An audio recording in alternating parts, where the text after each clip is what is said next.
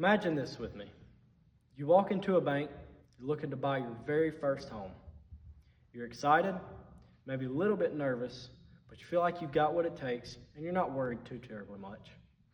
Then you start talking numbers and you realize your interest rate is going to be double what you thought. You're a little confused and aggravated, but it's because of one number with 3 digits. My name is Jared Alexander, and today I'm going to talk about how credit companies calculate your credit score. I got my information from Experian, Equifax, and TransUnion, and they use a model that's called the FICO model. And it's composed of 5 different pieces: your payment history, amounts owed, the length of history, your new credit, and credit mix. Of those, the 2 that are most important are the payment history and amounts owed.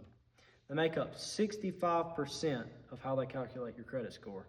So they're definitely the most important, and you want to pay the most attention to those.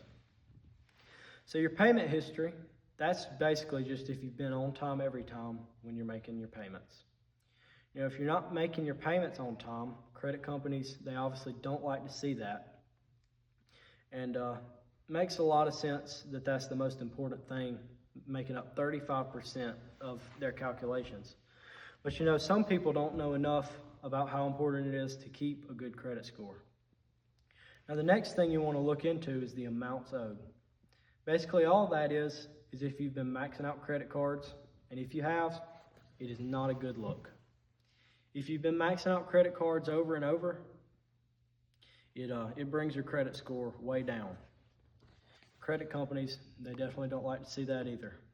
But they like to keep your credit used around 30%.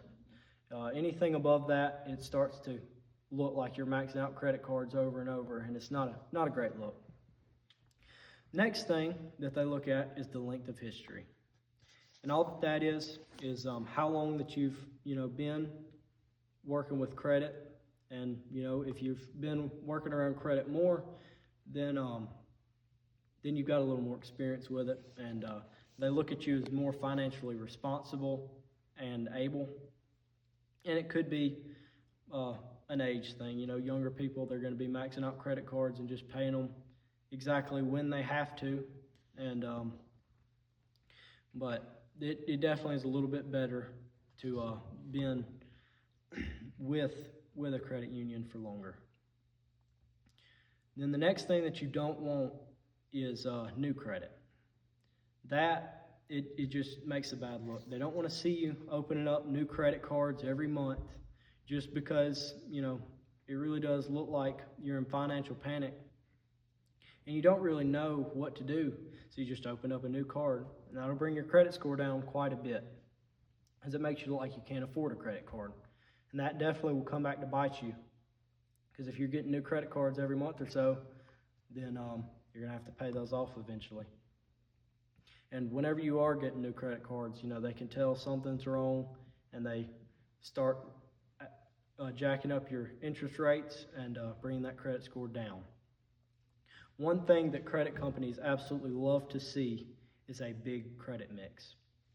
I like to see that you've paid off a truck and a house, and you've been able to keep a credit card paid off for years, because it makes it look like you know something about your credit.